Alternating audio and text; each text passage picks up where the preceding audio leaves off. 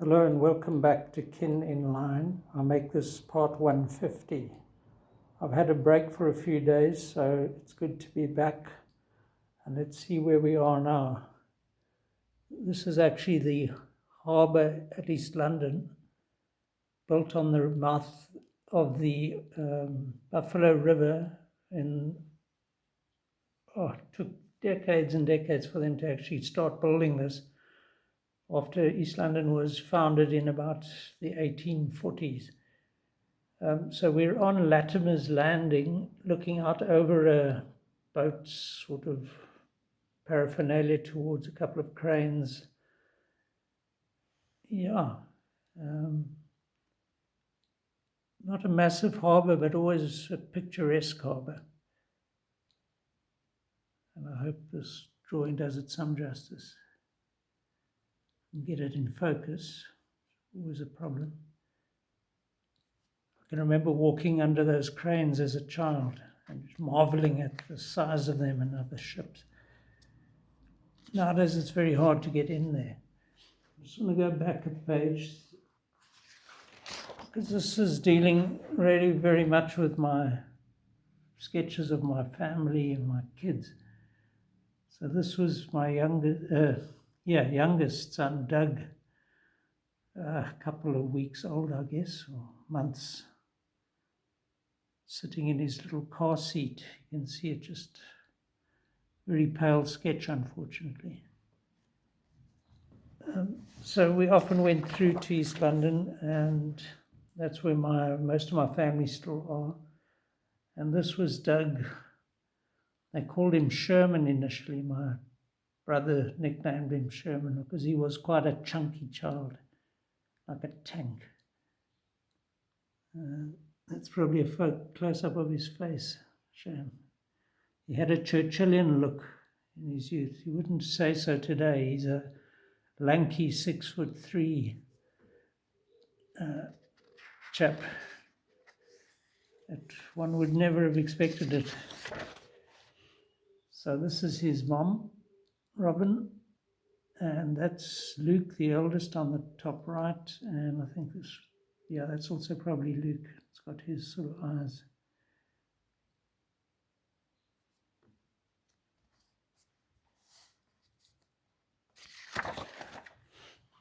And here's your classic mother and child,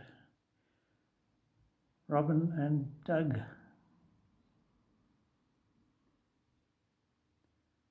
Yeah, the reason this is such an incomplete drawing is that this was done unposed, on the spur of the moment sort of thing. So the fact that I got it down as well as that, I think, is actually quite an achievement. Likewise, this is Doug before he could walk, I think, kind of leaning on a couch, still in his nappy.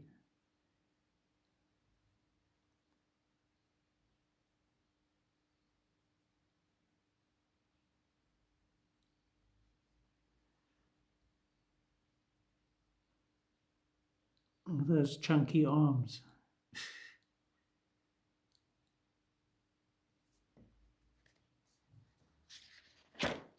And yeah, he's discovered the delights of the telephone. I think, so he was born in 93, so cell phones were just starting to come in when he was growing up, and the digital, so he was born basically into the digital era, and it's small wonder that he became a IT person, a programmer, computer programmer.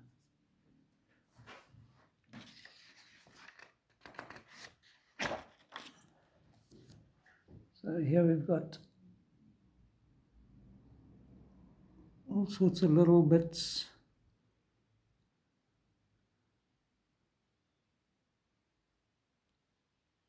Quite hard to get this phone camera to actually focus on one specific part and bring it out.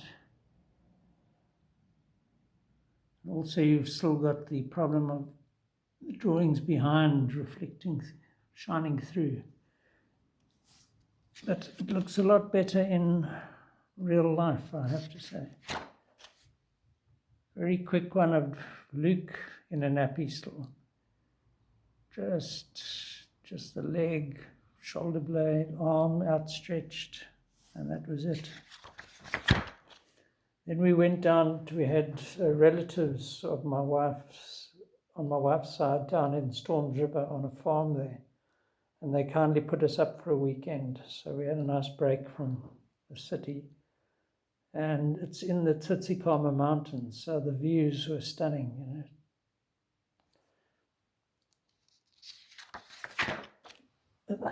This is a dam on the farm.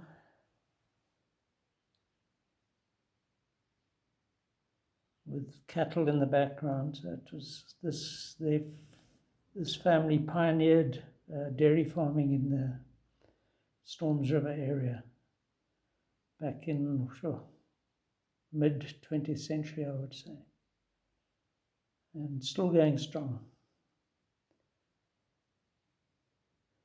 Of course, those tall forests in the background, I think those aren't indigenous, it's some sort of plantation. Being on a farm, I was able to revisit my passion for sketching horses and cattle in just moving around, when you try to sketch them, you realize they don't stand still for very long. But that's part of the beauty, Here you've got the lion following the animal.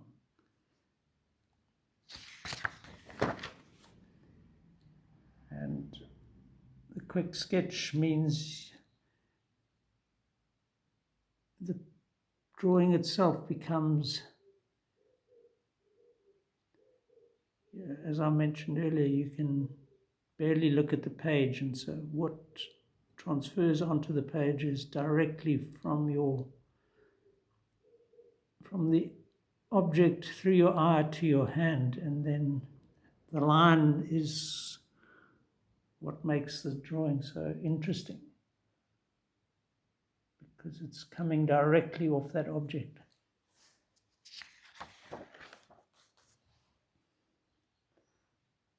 I like the way it gives animals character. Look at this one's eye, for instance. Unintentionally, but he's got quite a glare going there, glowering. And here's a horse just doing what they love to do, grazing away. This oak at the bottom.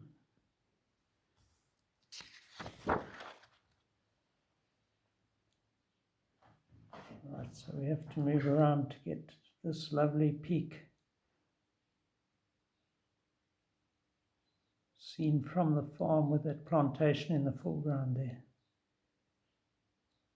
But it's a magnificent mountain. I mean, I don't know why this isn't a sort of must climb type of destination.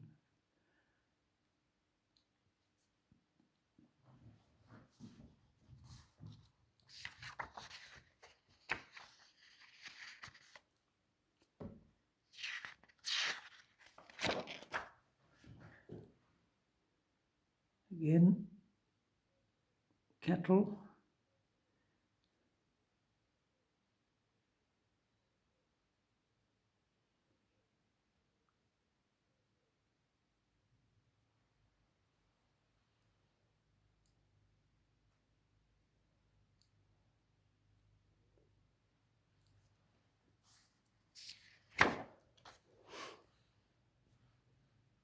As you can see, that's sketching always offers up these composites, so close-ups of cattle and then some distant bird life on the dam, no doubt. Sorry, cattle and a cow and a horse here.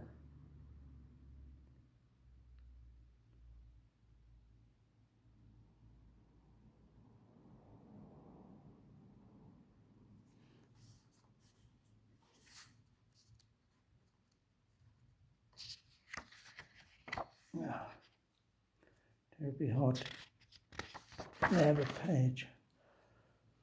So I got up close and personal with this fella. It obviously stood gazing in my direction for at least a minute, which enabled me to do this. Sometimes you start doing a drawing and then it moves, turns its head, and you have to stop and actually just hope that it'll return to the same sort of pose. My portrait of a cow.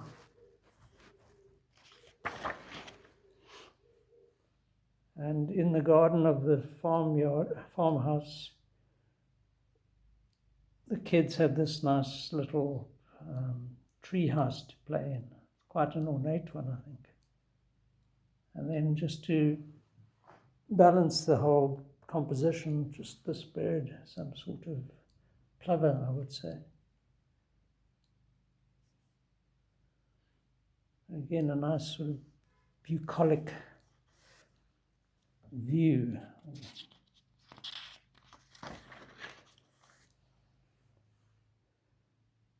A long-legged bird here, what would it be? A stilt, maybe?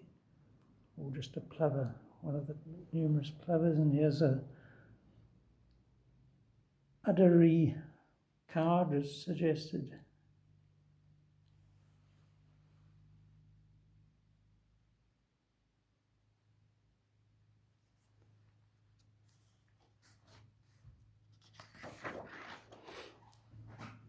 Okay, so I think I've mentioned these. These are details of two carvings I did. In the one on the right, bottom right, is a detail from about 1977, and the one on the left about 1983.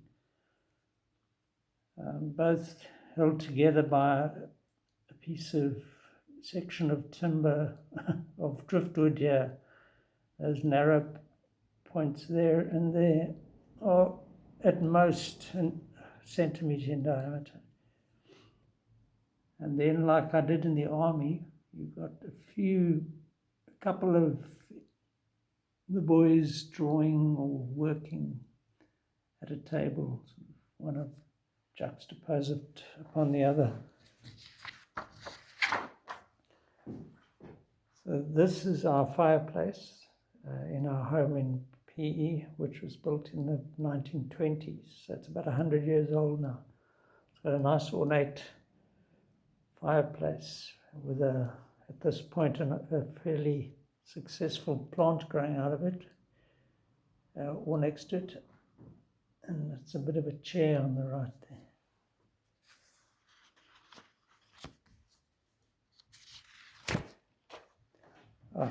And this actually is the top part of the fireplace that I sketched.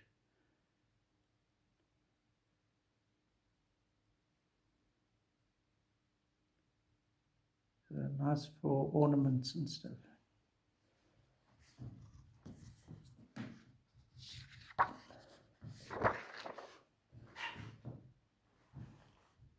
Oh, sorry, I've got two self-portraits here. So let's say this was 20 years ago. I would have been in my 40s.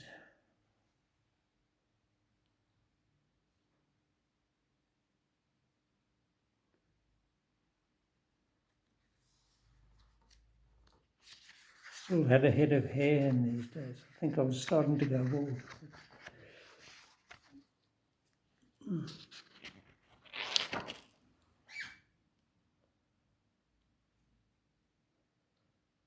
Yeah, can't be accused of flattering myself with this sketch.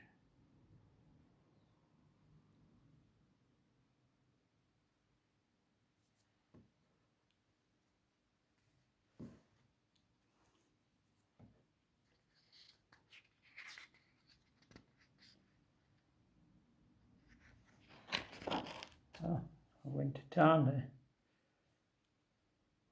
So anybody who's seen my Facebook profile or whatever they call it will recognize this as I've just zoomed in like that for it.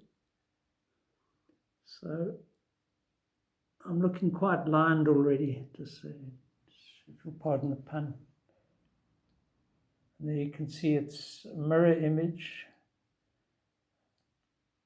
I'm actually sitting on a bed there, I think, and sketching with my left hand in the mirror image.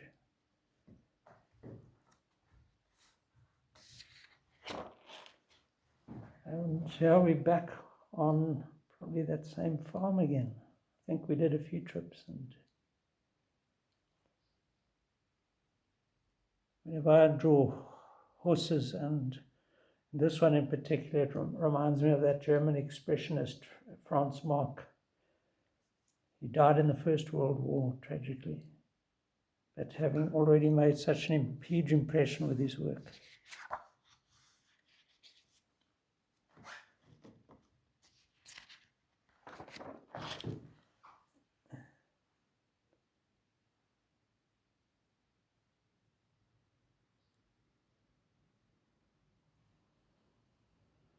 Yeah, horses have always fascinated me. They seem to have an intelligence that yet they've been used and abused by humans for centuries. I think we'll have to bow out with this herd of cattle here. Quite a nice one, actually, especially this chap in the foreground. Again, I think this is on that farm in the Storms River area. Look at the head on that one at the back.